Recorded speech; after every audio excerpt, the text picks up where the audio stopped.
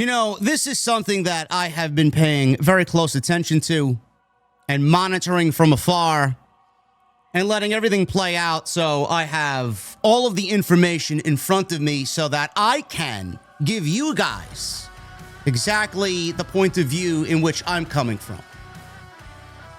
This Karrion Kross situation has gotten a lot more confusing. And last night, the man himself, along with his wife Scarlett, put out a 1 hour and 11-minute documentary.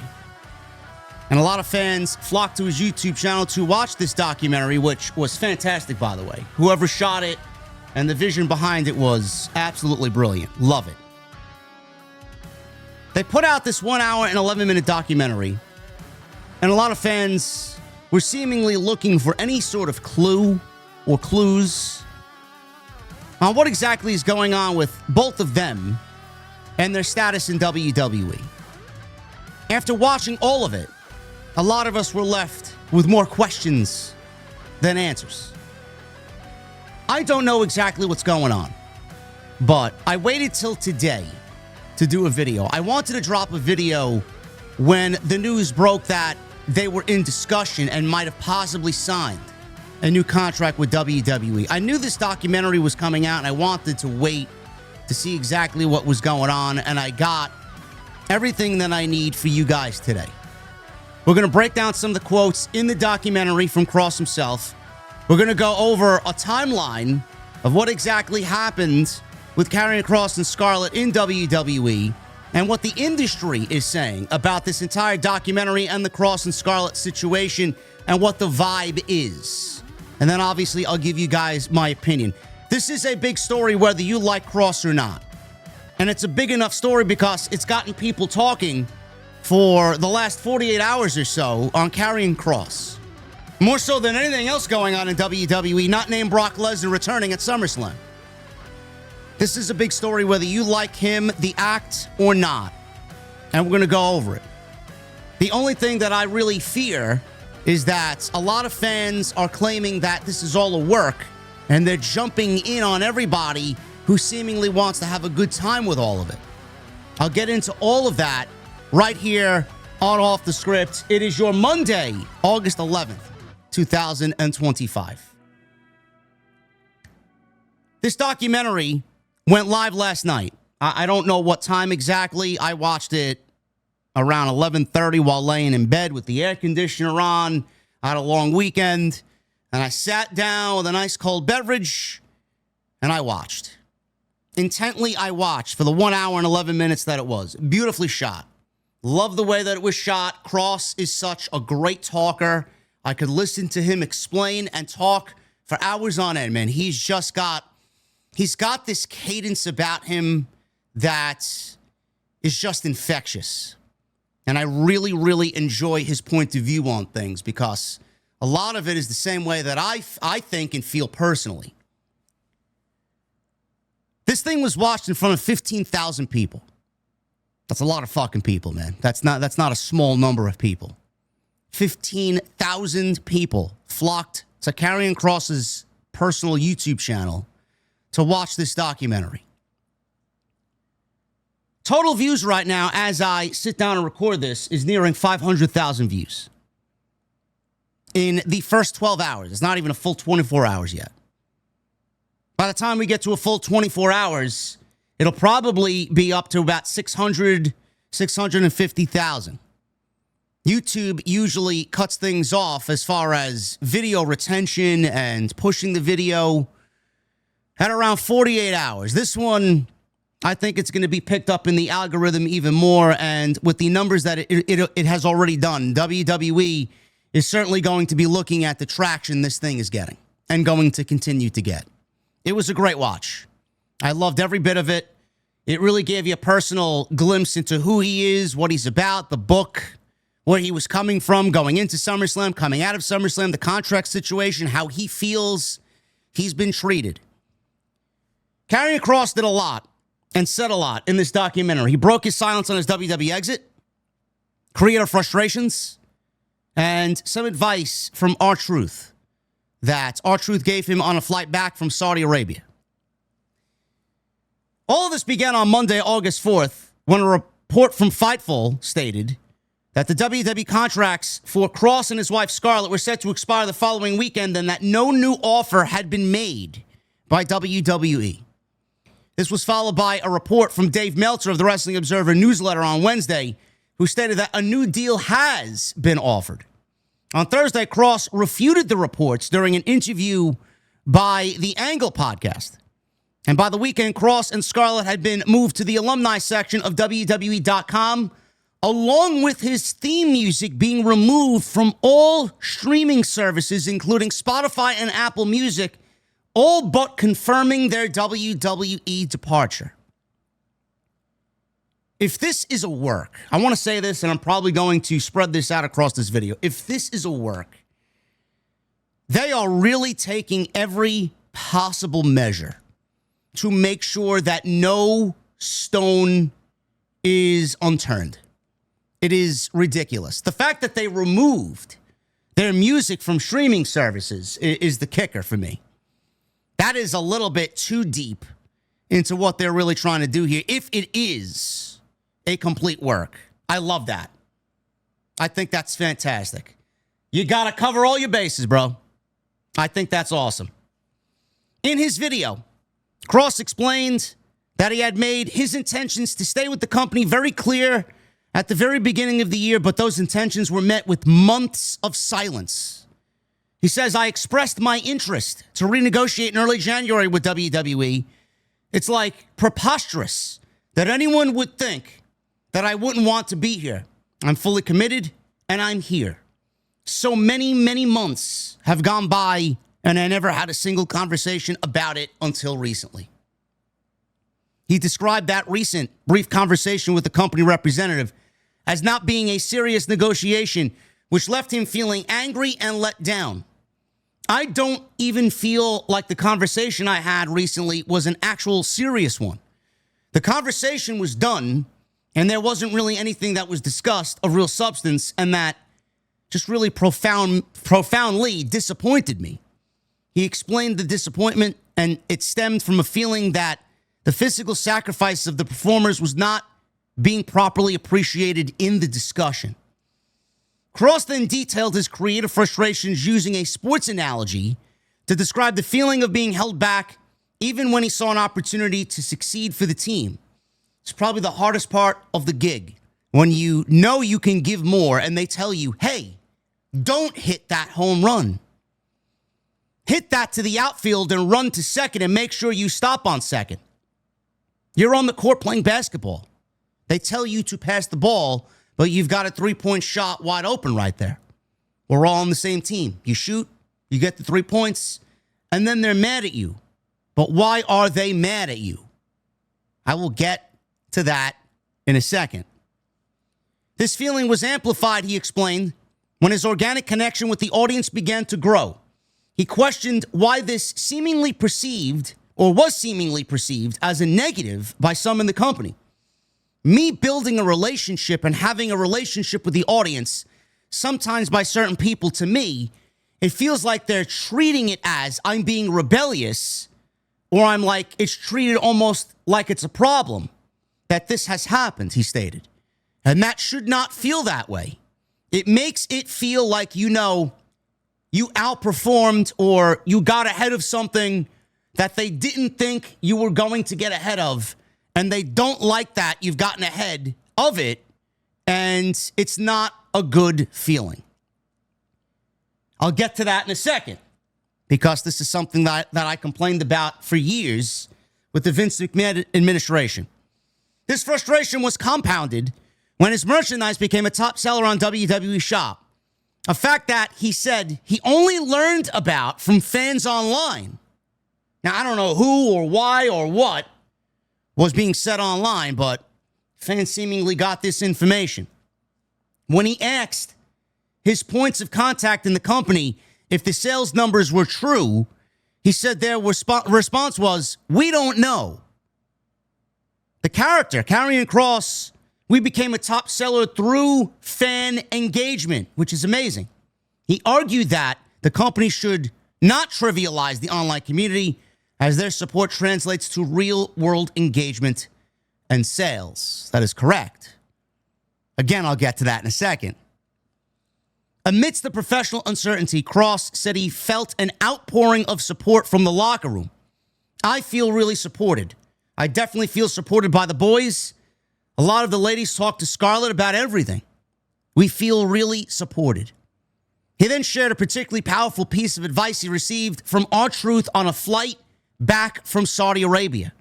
The advice gave him a new perspective on his value beyond championship titles. He said to me, you know, you haven't won any titles on the main roster, but the one title that you have right now and that you will have for the rest of your life as a moment in time is the title that people gave you when they chose you. Kross went on to say, that is fucking real. The video concluded with Kross reading a very emotional letter from a fan who credited him and Scarlett with saving her from her darkest moments. And Kross jokingly said to the camera guy or the guy producing this, if you film me crying, I'm going to throw you out the fucking window. But you saw Kross actually become a human being in this particular segment, which was an outtake or the conclusion of this documentary. He held himself back from really getting emotional from this fan letter.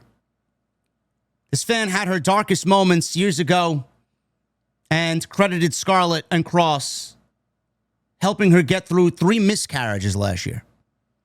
The letter served as a powerful, real-world example of the fan connection he had been speaking about throughout the entire video.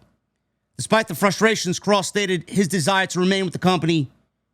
What I would like to happen is I would love to stay with WWE, and I'd love, ideally, to finish my career here. First of all, in no instance over the 1 hour and 11 minutes, see, this is what's got me confused because I am sticking to my guns. If I'm wrong, I'm wrong. We got the Rollins one right. We called it out like 4 weeks before SummerSlam actually happened. I just felt like it was all a master plan, and it was great. One of the best moments of the entire year. Sticking to my guns on this. I think this is all a work. So if anybody asking me in the comments, JD, do you think it's a work? Or people asking on social media that I didn't reply to, JD, do you think this is a work? Yes, I do. Yes, I do. Throughout the entire 1 hour and 11 minutes, Kross never said that he left WWE. He's leaving WWE. In the most Kross-like way, he always left it open-ended. Talked about his contract expiring on August 10th. He didn't say he outwardly is leaving WWE. I mean, he posted on social media with his email taking bookings. But even at that point, other promotions, indie promotions, other people who want to use his services, they don't even want to reach out because they don't know what's going on. Because they probably all feel and think the same way that we are feeling and thinking. Well, he didn't really say he left. He said that he is now a free man as of August 10th. What does that mean? Did he sign? Did he not sign? In no way, shape, or form did he say, I am done with WWE. In no way did he say those words or anything like that in this documentary. He always left it open-ended. I want to finish my career here. I want to stay here. I am committed. I am loyal. In no way did he insinuate that him and Scarlett are walking out of WWE even after their contract expiration date on August 10th. So that's the first thing that I picked up on. You know, many of you know who I am and where I come from and the things that I've said over the years of doing content creation and covering WWE the way that I have. Some of you might be new, and I appreciate you being here. If you are stopping by here for the first time, I appreciate you. The one thing that I vehemently stated throughout the entirety of the Vince McMahon administration, which we lived through some fucking dark days, bro. Dark days. Vince always had this thing where if you're a talent and you're not on the radar for his administration to push, if you're not in their plans, and you go against their plans, and you somehow, some way break through the cracks and get over, start getting over with the audience, start getting fan reactions, start getting cheers and reactions that are louder than the talents that Vince McMahon has positioned at the top of the totem pole. They always looked at that as a negative. They always looked at that as you going against their vision. If they aren't in complete control of everything, meaning they have everything micromanaged down to who does what, where someone goes, how someone's getting pushed, who someone's working against, etc., etc. If you are in a position where you're getting over and you go against everything that they have planned and that's not in their cards, then you will be punished for it. It's happened so many times. I don't even have, there's so many examples. I should have written some examples down just to give you guys a better idea of where I'm coming from. But those who have watched the product for as long as I have, you know. If you are getting louder reactions and you're getting yourself over against the company's wishes and against the company's vision and against the company's plans, you are going to be punished by those same people because that's not what they want. If you defy, they find that as defiance. If you defy them in that way, then you will be punished for it because that's not supposed to happen. That wasn't what we planned. They need to own everything. See, the mentality of these people, the mentality of these suits and ties is they want what they put out there to get over so that they can stroke their own ego. If someone like Kross gets over and he's not in their plans, they don't have an ego to stroke because they have nothing to do with Kross getting over. That's the problem.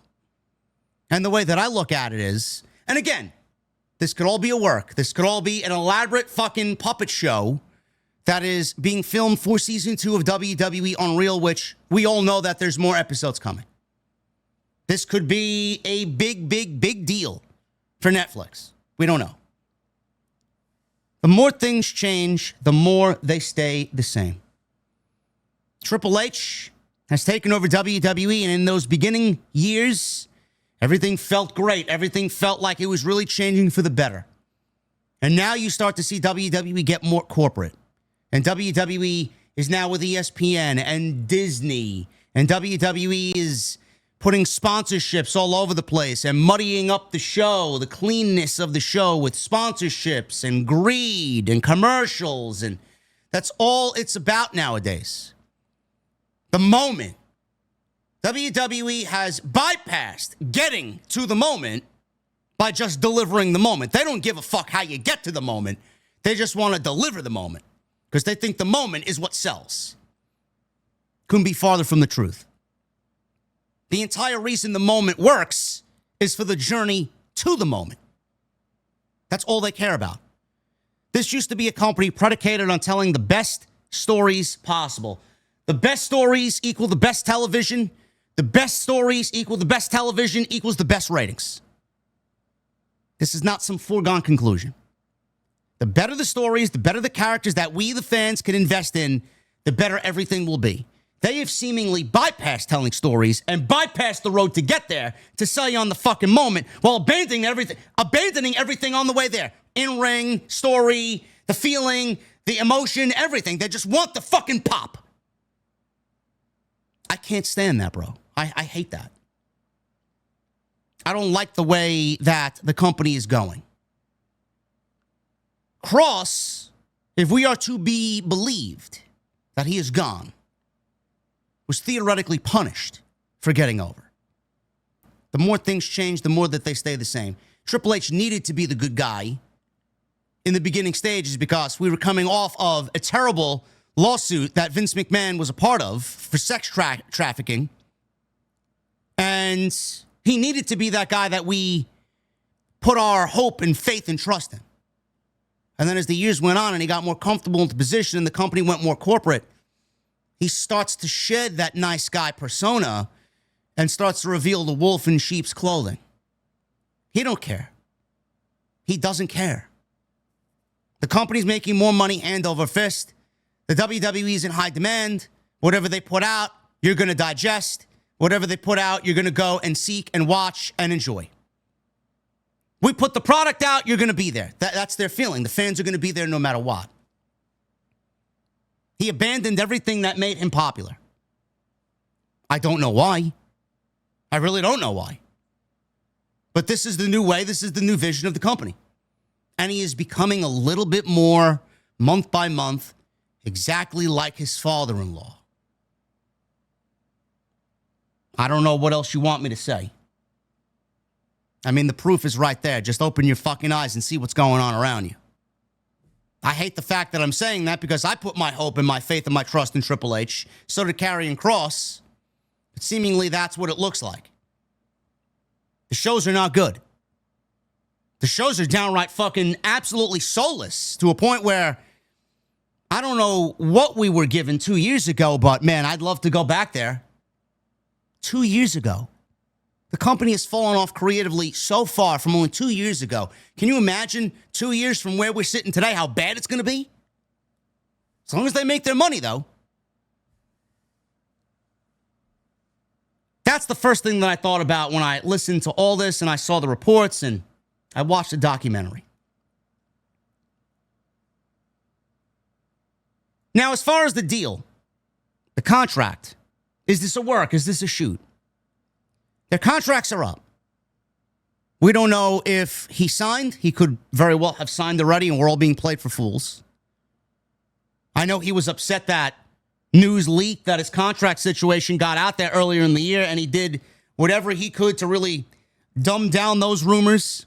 So even if his contract was coming up and he did sign a new contract, I think in this part of everything that's going on, he was going to do whatever he could to dumb down those rumors and really hide the fact of everything concerning his contract. But I do believe his contract was up on August 10th. They could be playing us and pretending like he hasn't signed, but on the flip side, he could have also already signed the contract and we're just being treated to one big game. One big, beautiful game. Kross and Scarlett had told people that have asked in recent months that their contracts were set to expire in August, which happened at midnight on August 10th. The two were moved to the alumni section on WWE's website. Ashanti the Adonis also revealed that his contract had expired on August 10th. And there were no other departures that day. All three were removed from the company's internal roster. Fightful was told that Kross and Scarlett are likely to address this situation in the next couple of days, which obviously we've seen on the documentary. Those that we spoke to in WWE claimed that Kross and Scarlett were originally slated to travel to Raw last Monday, but that their travel was changed by the company and they weren't at the show. Clips of Kross and Sammy, which aired at SummerSlam, did air on Monday Night Raw, but no mention of Kross fulfilling his stipulation of admitting he was wrong about Zayn occurred during the 2-hour Raw. Fightful has not confirmed if they had been presented a contract offer, but WWE sources indicated a number of months ago that they had told Kross that a conversation would be coming. I don't know why this conversation didn't come within the first 8 months of 2025, but I'm not WWE. Sources indicated that a number of months ago that they had told Kross a conversation would be coming. Whether or not that happened, we don't know. Wrestling Observer reported this week that they believed a contract offer had been made. As of that time, Kross denied that to be the case. We've not been able to confirm if an offer was made. They also had claimed to people in the industry that there were no notice of expiration from WWE, and those are usually standard from WWE when a deal is coming up. There were a number of WWE talent that Fightful spoke to that were surprised things came down to the wire like this with Kross and Scarlett. WWE had been getting ahead of contracts in the last year and a half since former EVP of talent Dan Ventrelli left the company.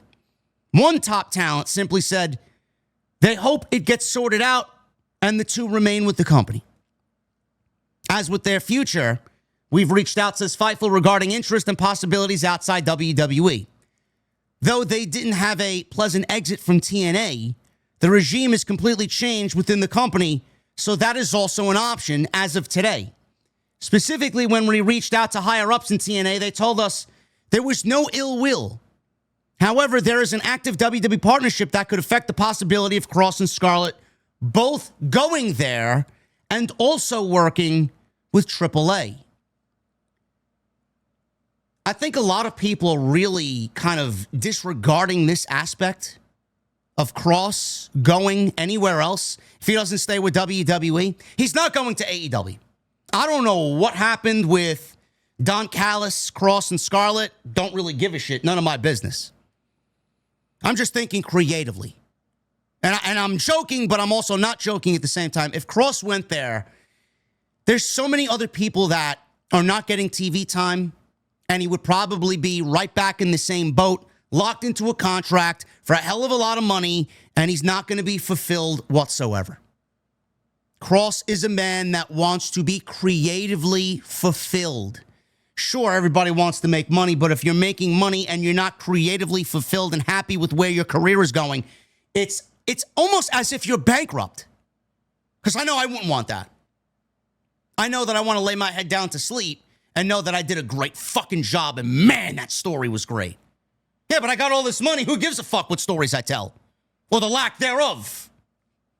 Who wants that?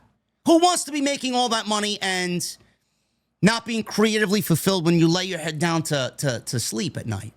You know? I don't understand that.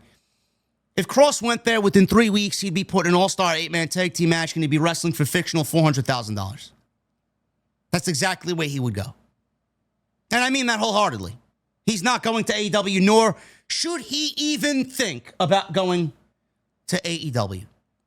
If WWE does not want to sign Kross to a new deal, because this is a 2-for-1 deal, they got to bring Scarlett along with Kross, and if they don't, they lose out on both. Simple mathematics.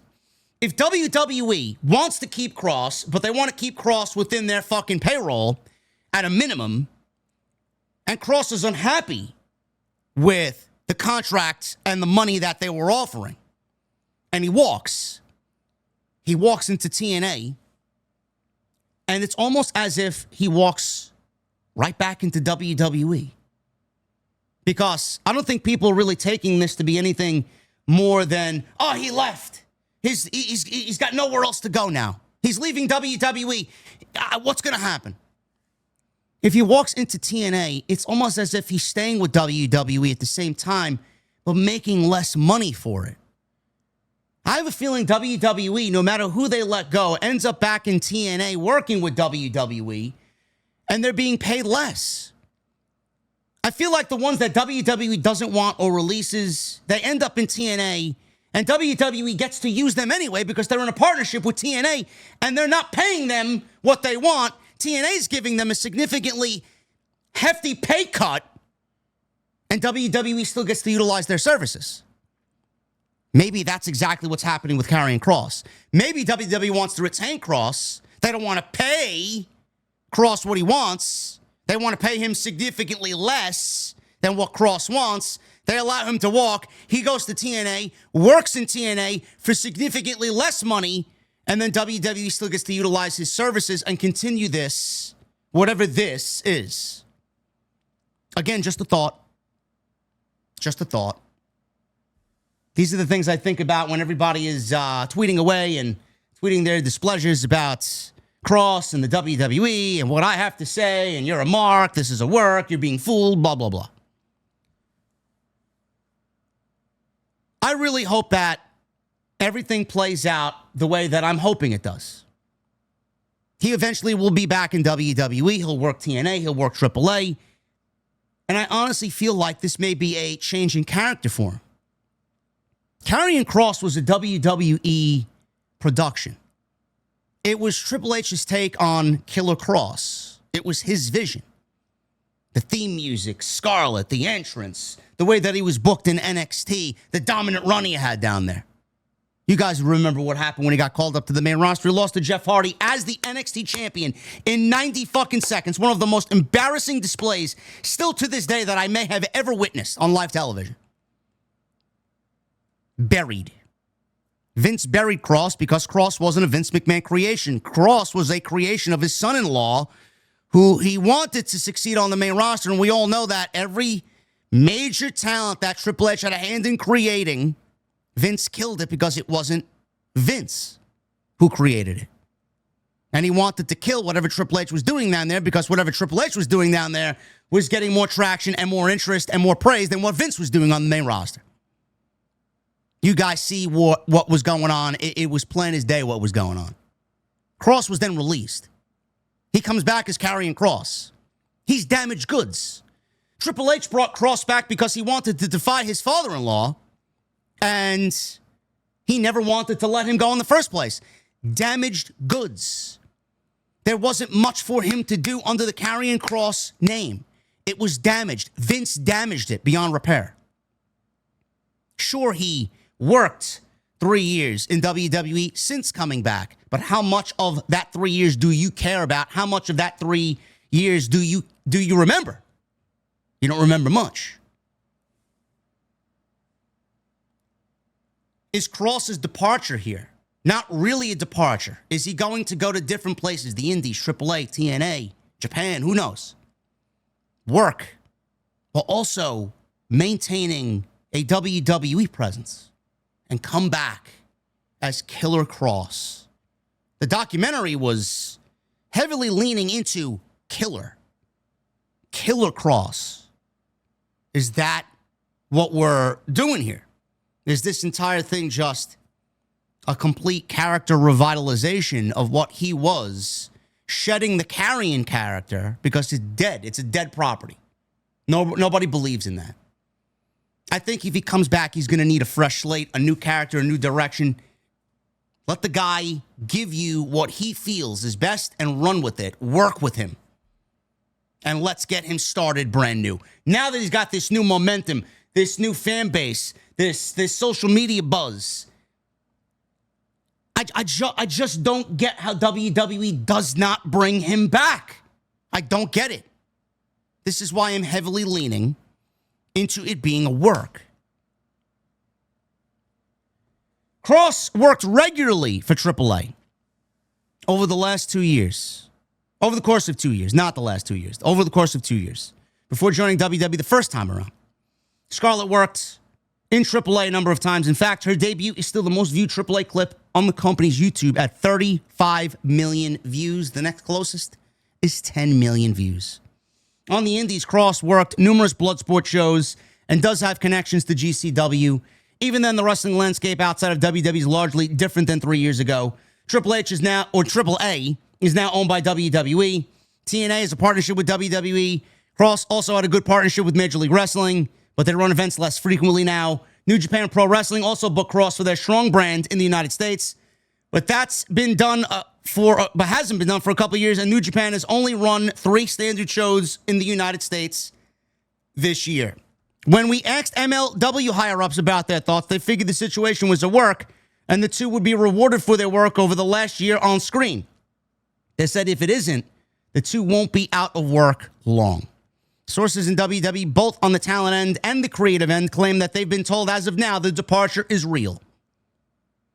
Just like they played everybody with the Seth Rollins situation, and they hid that from everybody. The departure is real. They will tell you what they want you to believe, and then you cannot question what they tell you. Basically what it is.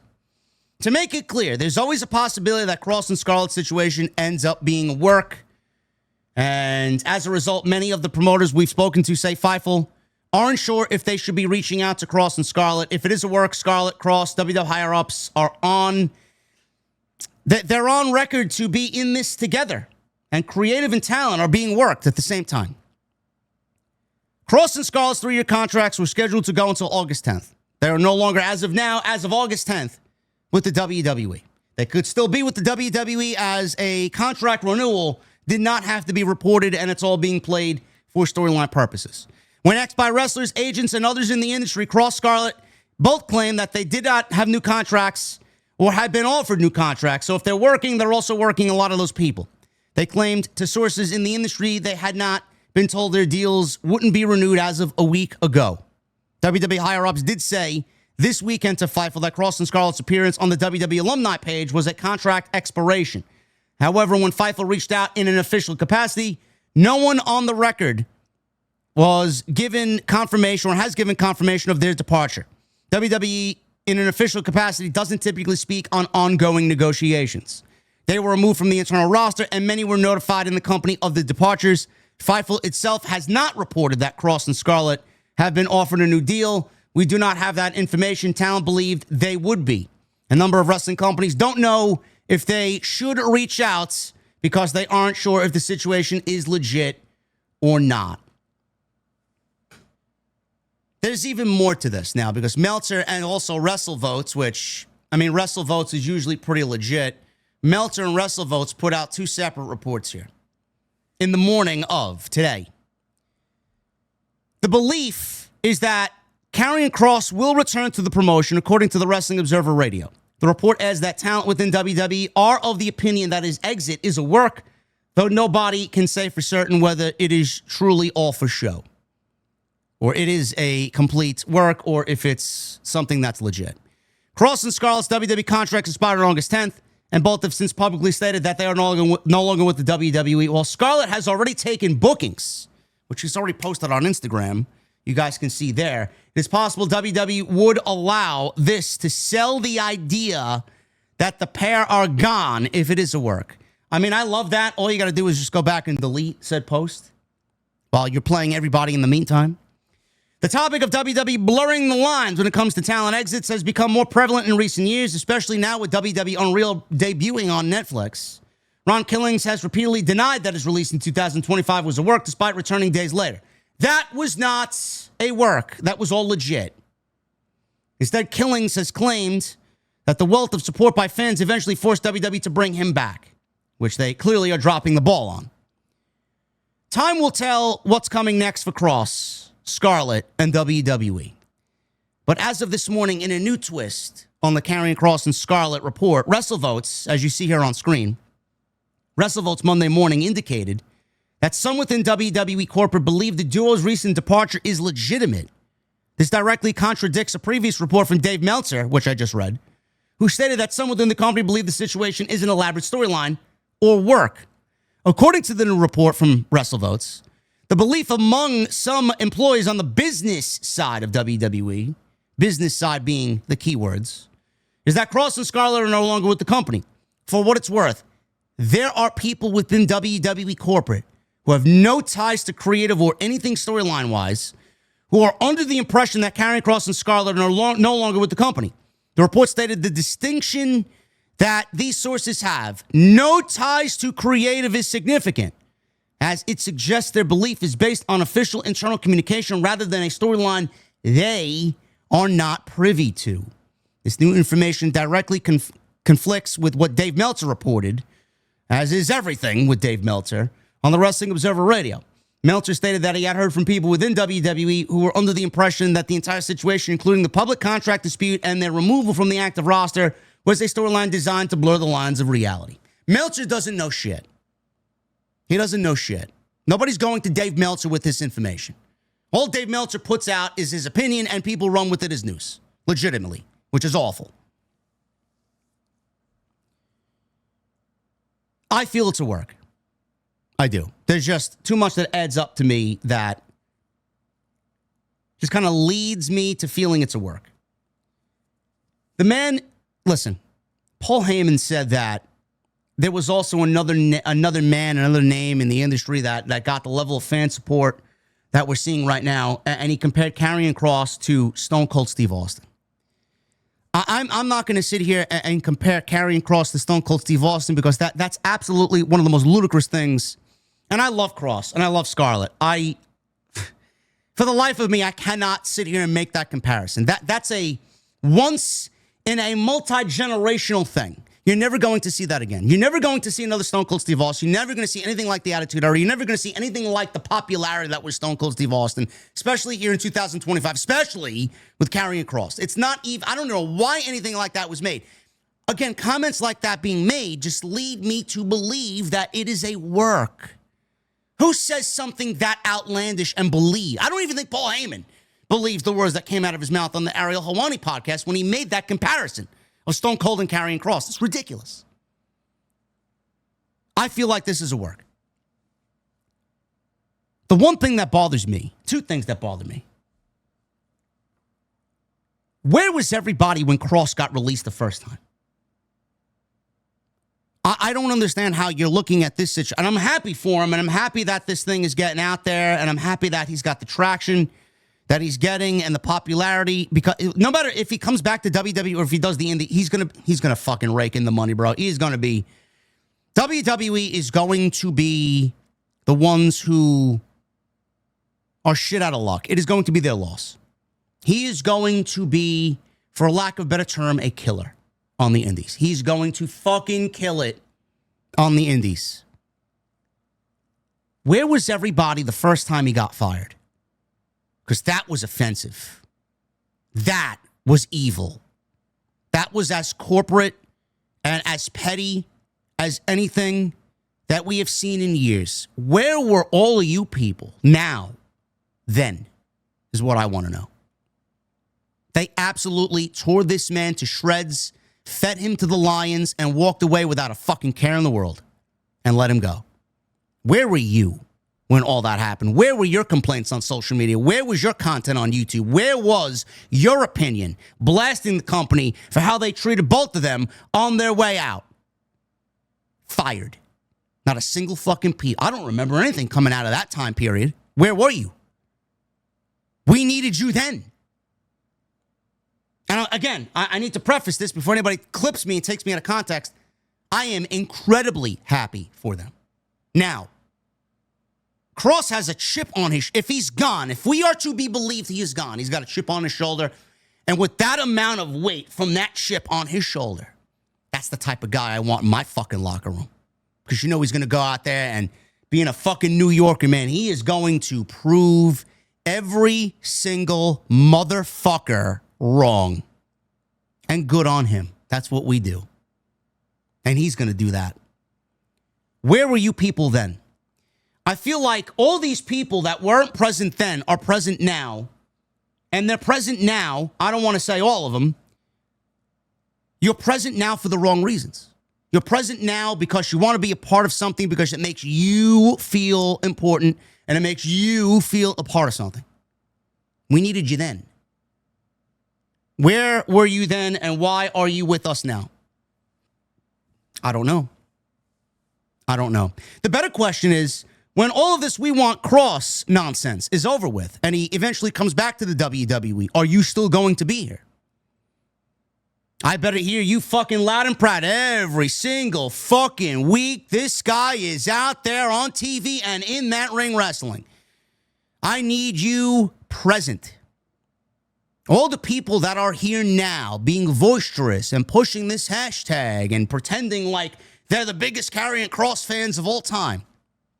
When this thing ends and you get what you want, those are the first people to disappear. And they move on to the next thing that they could feel a part of and important with. Social media fucking sucks. None of it's genuine.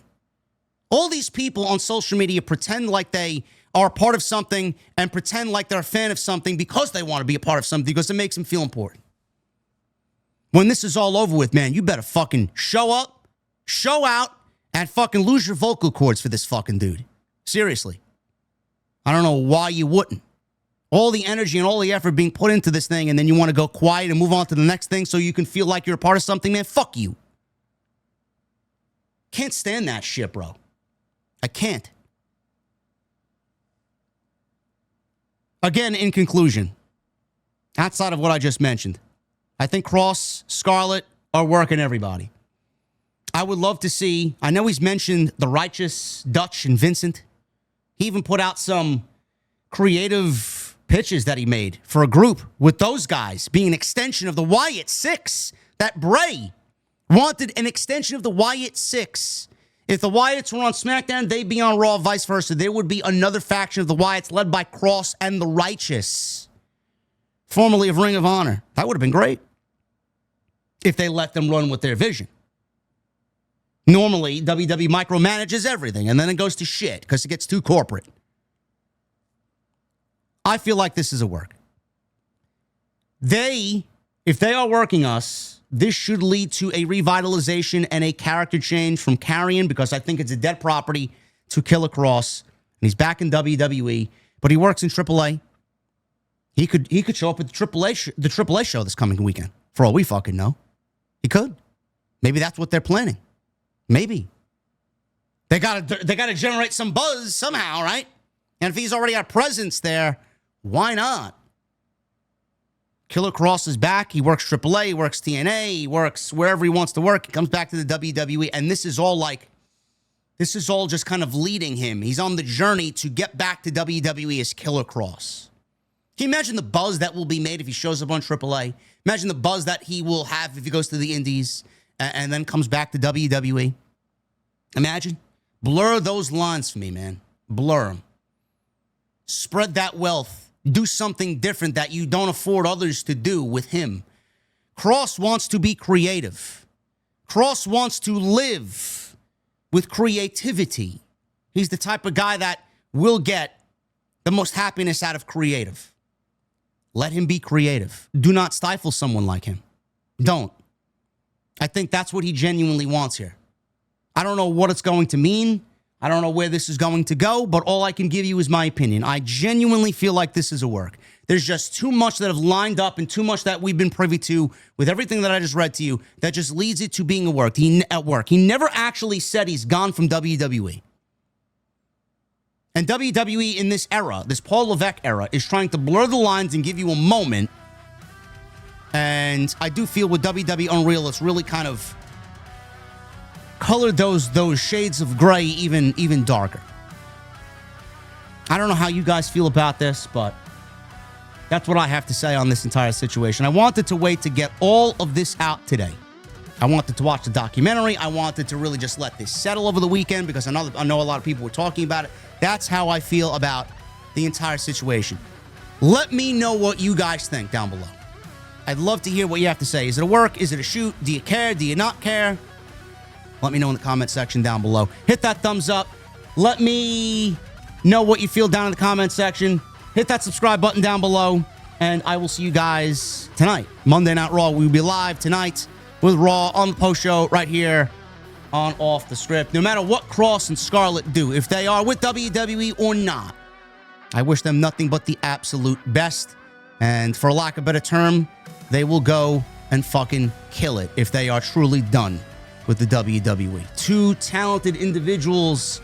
I cannot see them not succeeding even more so, more than any other time in their career at this point of their life if they leave WWE. I truly believe that. Thank you guys for today's video. I'll see you tonight live for the Monday Night Raw post show right here on Off the Script. I'll see you guys later.